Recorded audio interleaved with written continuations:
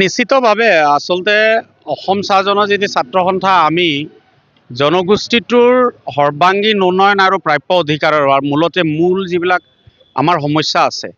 জনজাতিকৰণৰ সমস্যা, দৈনিক মজুৰি, চাহ শ্ৰমিকৰ ভূমি পট্টা, উঠি অহা ছাত্ৰ ছাত্ৰীসকলৰ শৈক্ষিক ভৱিষ্যত সুৰক্ষিত কৰা, ছাত্ৰ ছাত্ৰী শিক্ষিত নিবনুৱাসকলক মানে সংস্থাপন কৰা আৰু জাতিটোৰ সৰ্বাংগীন যিটো উন্নয়ন অৰ্থ সামাজিকভাৱে আগবাঢ়ি যোৱাৰ যিটো ব্যৱস্থা, আচলতে চৰকাৰৰ অবিহনে চৰকাৰক দাবী কৰা অবিহনে আচলতে গোটেই প্ৰক্ৰিয়াটো আগবাঢ়িব নোৱাৰে। আৰু সেইকাৰণে চাহ জনজাতি ছাত্ৰ সন্থা আমি কামনা কৰোঁ আৰু সদায় চেষ্টা চলাওঁ যে চৰকাৰৰ লগত আলাপ আলোচনাৰ মাধ্যমেৰে আৰু লগতে আমাক যদি চৰকাৰে নুশুনে তেতিয়া আমি বিভিন্ন ধৰণৰ গণতান্ত্ৰিক প্ৰক্ৰিয়াৰে দাবী আৰু প্ৰতিবাদ কাৰ্যসূচী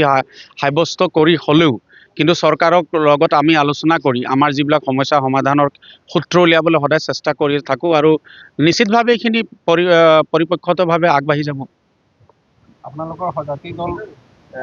লগ কৰিছে নে কৰিব কিবা পৰিকল্পনা কৰিছে? আমি বিভিন্ন সমস্যাৰ সমাধান যাতে এই নিৰ্বাচনৰ পূৰ্বে কিছু আমাৰ আংশিক যিবিলাক সমস্যা আছে এই সমস্যা সমাধানৰ কাৰণে মাননীয় মুখ্যমন্ত্ৰী ডাঙৰীয়ালৈ আমি আচলতে বাৰ্তা প্ৰেৰণ কৰিছোঁ যাতে আটছা চেণ্ট্ৰেল কমিটিৰ লগত এটা বৈঠক হওক, কিন্তু তেখেতে নাজানো কিছু ব্যস্ততাৰ কাৰণতে হওক বা কিবা হওক তেখেতে সময় দিব পৰা নাই। নিশ্চিতভাৱে আমি আশা ৰাখিম যে তেওঁৰ লগত আমাৰ এই আলোচনাখিনি মিলিত কৰি যিবিলাক সমস্যা আছে আমাৰ সমাধান হ'ব। দ্বিতীয়তে আপোনালোকে যিখিনি মূল প্ৰশ্ন আছে যে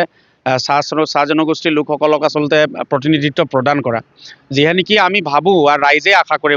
মূল কথাটো হ'ল চাহ জনজাতি ছাত্ৰ সন্থা আচলতে আমি এটা অৰাজনৈতিক সংগঠন, কিন্তু জাতিটোৰ ৰাজনীতিক যিটো অধিকাৰ, ৰাজনীতিক অধিকাৰটোৰ ক্ষেত্ৰত আমি আচলতে বদ্ধপৰিকৰভাৱে জনগোষ্ঠীটোক ৰাজনীতিকভাৱে আগবঢ়াই লৈ যোৱাৰ ক্ষেত্ৰতো আমি কিন্তু দায়বদ্ধ। আৰু সেইবাবে আমি এটা আশা কৰোঁ ৰাইজৰ মাজত ইতিমধ্যে যেতিয়া নেকি আমি গৈছোঁ, ৰাইজৰ মাজত এটা চৰ্চা ইতিমধ্যে আৰম্ভ হৈছে। কাৰণ 10টা বছৰ দিছপুৰত অসমত আচলতে বিজেপি চৰকাৰ আছে আৰু শাসকসকলে আচলতে চাহ জনগোষ্ঠীৰ ৰাইজৰ ৰাজনীতিকভাৱে আগবঢ়াই লৈ যাবৰ কাৰণে বিধানসভাত আচলতে চাহ জনগোষ্ঠীৰ যিটো শক্তি বৃদ্ধি কৰা আৰু তেওঁলোকৰ প্ৰাপ্য অধিকাৰটো কিন্তু প্ৰদান কৰাটো উচিত। আৰু এই ক্ষেত্ৰত নিশ্চিতভাৱে অসমৰ মাননীয় মুখ্যমন্ত্ৰী ডাঙৰীয়াই হওক বা যিবিলাক দলীয় নেতা কৰ্মী আছে, আৰু আমি আৰু এটা কথা ক'ব বিচাৰিম,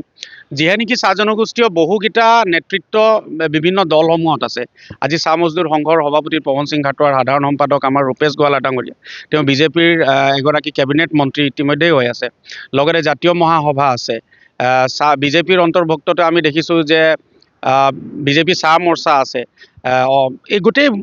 তেওঁলোকৰ যিবিলাক নেতৃত্ব আছে তেখেতলোকেও এইবোৰ কথা আচলতে তেওঁলোকৰ দলীয় প্ৰেক্ষাপটতে হওক বা চৰকাৰী প্ৰেক্ষাপটত কিন্তু এইটো আলোচনা কৰি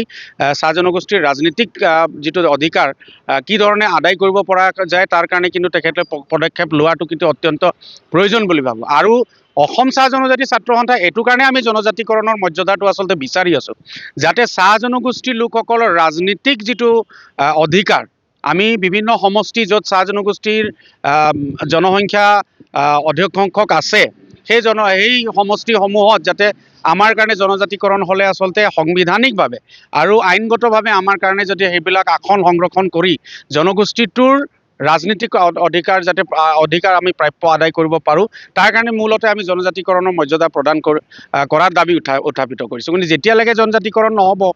তেতিয়ালৈকে যিহে নেকি এই চৰকাৰখনক কিন্তু চৰকাৰ অনাৰ ক্ষেত্ৰত কিন্তু চাহ জনগোষ্ঠীৰ ৰাইজৰ এটা বিপুল সমৰ্থন আছে। গতিকে শাসক পক্ষই হওক বা বিৰোধী পক্ষই হওক তেওঁলোকে সঁচাকৈ যদি অসমৰ ৰাজনীতিক প্ৰেক্ষাপটত চাহ জনগোষ্ঠীৰ লোকসকলক আগবঢ়াই লৈ যাব বিচাৰে তেতিয়া নিশ্চিতভাৱে এই বিধানসভা নিৰ্বাচন 2026ৰ পূৰ্বে তেখেতলোকে প্ৰাৰ্থিত্ব প্ৰদানৰ ক্ষেত্ৰত কিন্তু এটা নিশ্চিতভাৱে এটা গুৰুত্বপূৰ্ণভাৱে আলোচনা কৰিয়েই হওক বা তেওঁলোকে বিবেচনা কৰি তেখেতলোকে কিন্তু চাহ জনগোষ্ঠীৰ লোকসকলক অগ্ৰহৰ আৰু গুৰুত্ব দিয়াৰ কিন্তু এটা প্ৰয়োজনীয়তা আছে বুলি চাহ জনগোষ্ঠীৰ ৰাইজৰ মাজত ইতিমধ্যে সচেতন মহল লোকসকলৰ মাজতো এটা আলোচনা আৰম্ভ হৈছে।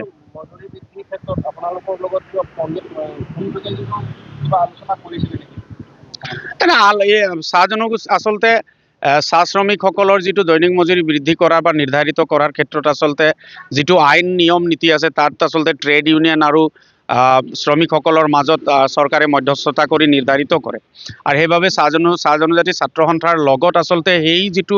মজুৰি নিৰ্ধাৰণ কৰাৰ যিটো আলোচনা সেইটোত চাহ জনজাতি ছাত্ৰ সন্থা প্ৰতিনিধিত্ব নকৰে। কিন্তু মূল আমাৰ দাবী থাকে সদায় যে আমাৰ মজিয়াৰ পৰা আমি সদায় দাবী কৰি আহিছোঁ চৰকাৰক, মাননীয় মুখ্যমন্ত্ৰী ডাঙৰীয়াকে হওক বা শ্ৰম মন্ত্ৰী ডাঙৰীয়াকে হওক, যে মালিক পক্ষক আচলতে প্লেণ্টেশ্যন লেবাৰ এক্টৰ যিখিনি দফা আছে, যিটোৰ জৰিয়তে চাহ শ্ৰমিকসকলে বিভিন্ন প্ৰাপ্যবিলাকে পায়, আৰু কোনো এখন চাহ বাগিচাত আজিৰ তাৰিখত 100% আচলতে 1951 প্লেণ্টেশ্যন লেবাৰ এক্ট কাৰ্যকৰী হোৱা নাই। আৰু সেইকাৰণে আমি ন্যূনতম মজুৰি আইনৰ অন্তৰ্গত এটা উচিত সংজ্ঞাপূৰ্ণ এটা মজুৰি প্ৰদানৰ আচলতে আমি দাবী কৰিছোঁ। আৰু এই ক্ষেত্ৰত আমাৰ এই দাবী সদায় অটুট থাকিব যেতিয়ালৈকে নেকি দৈনিক মজুৰি নিৰ্ধাৰিত নহয়।